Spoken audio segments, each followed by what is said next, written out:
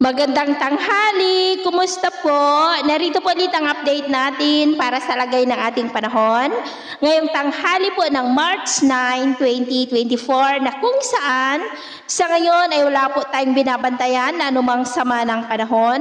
Sa loob at labas ng ating area of responsibility, amihan pa rin ang hangin na umiihip po dito sa malaking bahagi ng ating bansa, lalo na dito sa Luzon, at may mahinang daloy rin sa ilang bahagi ng Kabisayaan, habang ang easterlies ay patuloy po na umiihip dyan sa may Mindanao. At sa ating long range forecast ay wala pa ring bagyo na nakikita na tatawid dito po sa ating bansa hanggang sa susunod na 2 linggo, pero posibleng may banta ng sama ng panahon bago po matapos ang buwan na ito.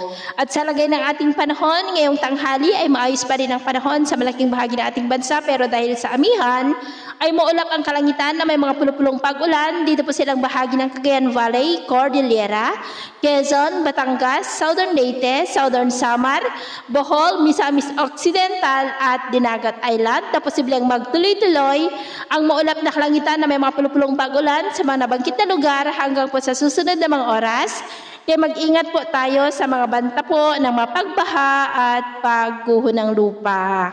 At sa atin naman pong mga baybayin, dahil po sa amihan, ay maalon po sa mga baybayin ng Pangasinan, seaboard ng Ilocos Region, seaboard ng Cagayan, Babuyan Island Seaboard at Batanes Seaboard, maging po sa Isabela Seaboard, na ang mga alon ay posibleng aabot po hanggang sa 1.5 to 3.2 meters height.